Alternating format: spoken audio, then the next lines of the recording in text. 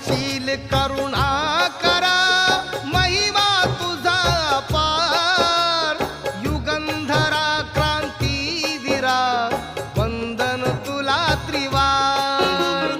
विश्वशांतीचा मार्ग जो बुद्धाने दिधला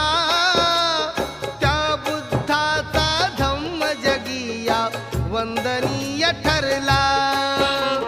बुद्धाची ही अमृतवाणी करतो मी गुणगान जम्बूद्वीपातील कपिल वस्तू शाक्य वसती स्थान शाक्य